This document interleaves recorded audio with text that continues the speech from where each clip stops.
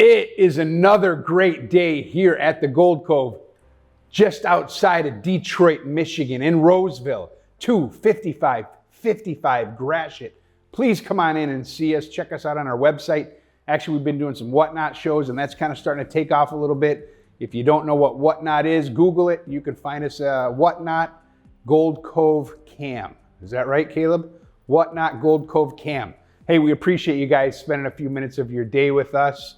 I got to be honest, I'm kind of winging it today, but we're going to wing it. We've been really busy down here at the shop. Make sure you watch until the end because I'm going to show you some of the cool purchases that came in the last day or two. But stone cold busy down here to where even I had to go out for a board meeting yesterday and I had an extra person here and Caleb's like, hey, Dad, can you get back here fast? I haven't even had a break for lunch.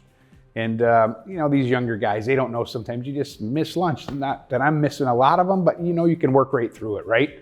And so today, a couple things we're going to talk about is primarily like how to have a better relationship with your local coin dealer, right? How to get favor with your local coin dealer. And also what, if anything, is selling right now? What's the most popular things in the coin shop? And so let's dig into it. But I'll tell you, last week we were busy. This week it's really kicked up a notch. Now, you know, the trend has been like maybe we open at 10 o'clock. So the trend has been like maybe 10:30. We get real busy, and we were busy till maybe 3 o'clock, and we're open till 6. And so then we'll take, you know, we'll have a little bit of business the rest of the day, but we'll take that day just figuring out how to book everything and where to stuff it. And so it really has been that busy to where, you know, after everybody kind of leaves and it just trickles in after, we're looking at the tables full of stuff and we're like, we gotta figure out where to put this now. And so anyway, let's get into it. How to make a better relationship with your coin dealer. I think it's just being consistent, right?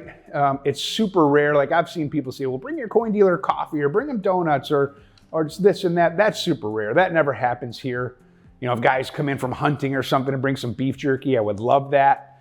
But I rarely get that. I have a guy that I deal with that I really like. So you might say he's a vendor to me or my coin dealer. Not really, because we outlet a bunch of different places, but I'll bring him some gifts, right? So one time I had Tigers tickets front row and I offered them to him. I've had hunting chef's knives. I think a long time ago I showed a video of some different knives. There's a local famous knife maker in our area.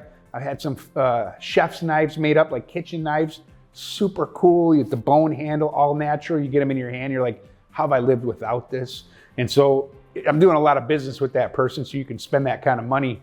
But little things like that could get you more intimate with your dealer. Like, hey man, nobody's ever brought me beef jerky. Nobody's ever done it. Something like that. But that's the biggest thing, is just being consistent. I have some customers that I really enjoy spending time with.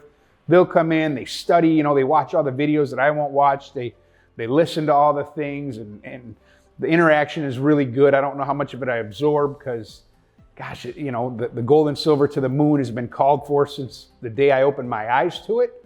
But I do like and appreciate guys that study different things and they'll bring it to light. There are other people that come in the shop and they just kind of sit there and look at you and hope you'll entertain them for a half hour and an hour. And that is super annoying, truthfully, because there's other things that I can do.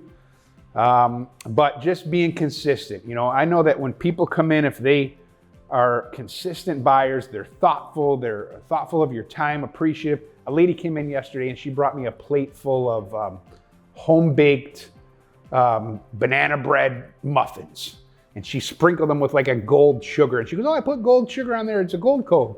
And that was super endearing, right? I mean, nobody does that kind of stuff. That was sweet. And we've been doing business for years, back and forth. Mostly they're buying, sometimes they'll sell. When they come in, I try to give them the highest range payout that I can pay and the lowest price that I can sell at, because they're like family customers.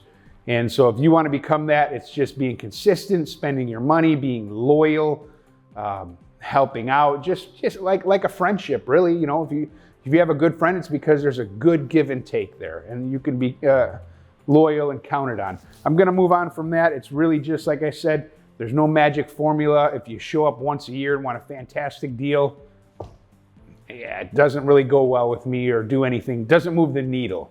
But if you come in and you hang out and you're thoughtful and somebody's at the door, an old lady with a bunch of stuff, and you go get the door for her, or if we're talking, a lot of times I'll turn to my customers that are really old sages. Somebody will ask me like, well, should I buy gold and silver, or gold or silver? What should I do? What should I be buying?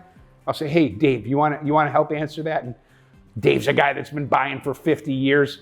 His opinion might go further with that customer than my opinion, because I'm selling. I'm the one that's going to benefit somewhat by doing the transaction. So is the buyer, actually, but an outside opinion. So people like that, I will really try to make it so I can make the least amount of money and be happy doing business with them, right? And so moving on to some of the different things, if you have some questions or if you have thoughts, right, throw it in the comments. Like, well, what about this or what about that?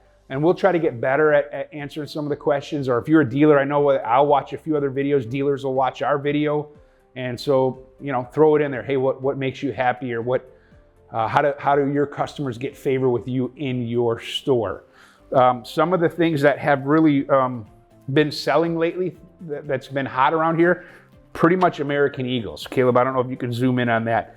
So much so that I've kind of sold out of Eagles, and now I'm breaking up proof sets. So if you're a customer in our area and you got Eagles or Buffaloes, 1 ounce gold Eagles or 1 ounce gold Buffaloes, we could use them. Bring them in, we'll give you a good price on them. So the 1 ounce Eagles, they're hot. They're selling for me right now. The half ounce, not really. We'll sell a half ounce a week or 2 or 3, but not so much. Quarter ounce is kind of the same. We might sell 2, 3 a week. No big deal. But the 1 ounce Eagles, they're in demand pretty much every day right now. That's really only been the case for us maybe in the last 2 weeks. And the 10th ounce Eagles, we're selling a lot of tents, more tents than I've sold before. But I'll sell the 10th ounce Eagles probably primarily, but people also are happy to get a Krugerrand, a Britannia, a Maple Leaf. And so we do have plenty of tents in stock. What I'm really hurting for is the 1 ounce Eagles and Buffaloes. Next to the 1 ounce Eagles is the Maple Leaf. I still have a handful of those, but we've been selling those 5 or 10 at a time. And that's been in demand. A lot of times there are people who will not buy a 1 ounce gold Eagle because it's not pure. And I don't know, sometimes, especially with they won't buy a Buffalo. It's not on their radar. It's not that they won't buy it, but it has a higher premium. It's not on their radar. So there are folks that will only buy this 999, 39s, 49s Maple Leaf. They won't buy an Eagle because, again, it's not pure. Other than that, gold, we have not been selling much else besides that. Bars will come and go. Sometimes people want 10, 20 bars. And silver, nothing. We're almost selling no silver. Silver's just tough. It comes in, and it doesn't really leave until I wholesale it. The one thing that I have noticed people coming in and they're buying kind of like these, VG, XF. Got some better date piece dollars in here, but this is like a $40 bin, and people are picking 10, 20 a piece out of here. That really hasn't happened up until the last week or two. It looks like I got to replenish that, like an uncirculated 21. But yeah, kind of like the VG to XF pre-04s, $40. Those have been selling, guys buying 10, 20, 30 at a time. And so I don't have a whole lot to report that we're selling outside of that. But I think if you're going to try to pick it up a little bit, what I'm saying here is the Gold Eagle is timeless. That is something that you can buy and count on always being in demand when you go to sell it. And so that's a great thing to buy. The Eagle, the Maple, always going to be in demand. So if you're like, well, what should I buy? The Krugerrands, tough to sell. They're tough for us to sell. I always buy them. I'm never not going to buy a Krugerrand, but I'm never going to jump up and down when you laugh. They're like, oh, we just bought a roll of gold Krugerrands. But the Eagles and Maple Leafs, I think most dealers, or maybe because we're so close to Canada with the Maple Leaf, but I think most dealers are happy to buy those two things. And so some of the things that have come in this week, it's short in the week so far, but we bought a lot of just common stuff, 90%, a lot of Silver Eagles, just boxes of 10-ounce bars. But this is some of the stuff that caught my eye a little bit. Some of these Engleharts are really pretty.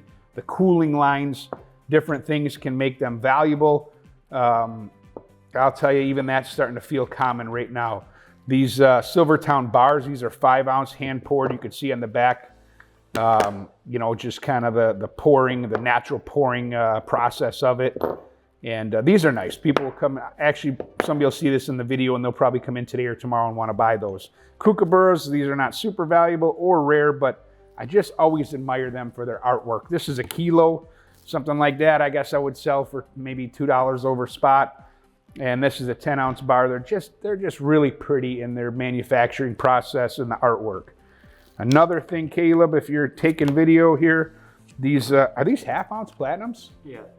Half-ounce platinum. I've never seen these before. We really don't buy or sell a ton of platinum. I do kind of usually have 1-ounce platinum in stock. And actually, you know, fractional platinum, when I put it in the showcase, will move pretty fast. Like 1 gram, 2 gram, 10th-ounce platinums. There are people that come for that, but the 1-ounce platinum, I don't know if we sell a 1-ounce platinum a month. And maybe it's because we don't do a great job advertising that we have it. We don't try to push it. We don't even really put it in the showcase. But we don't sell much. These are half ounces, although they look super small. Different variety of a Canadian half ounce. So those were cool. Oh, there's my phone going off. So anyway, that's all I got, guys. If you'll jump down in the comments and just share, create a culture of learning and polite discourse. I know some people got really hard on me for the last video. I was being honest about prices that dealers will pay right now. I think I've paid a little bit more for some American gold this week. But you know, there was guys that are really harping on some of the pricing, and that's just honesty. I mean, you have a few guys, I know people talk about the one in Florida. You have a few guys that pay really close to spot, and they're working on 0.5% or 1%. But if you take a sample of 100 stores, 95 of them, they want to make a fair profit. And so just being honest, laying it out to you guys, what you can expect when you go into a shop. If you want me to paint a prettier picture, if you're going to drive down to Florida or something like that and spend $1,000 in transportation to get an extra $900 for your stuff, I can paint a prettier picture. But I was just being honest. So let's have a good, polite discourse in the comments, and we appreciate you guys for watching. Have a great day.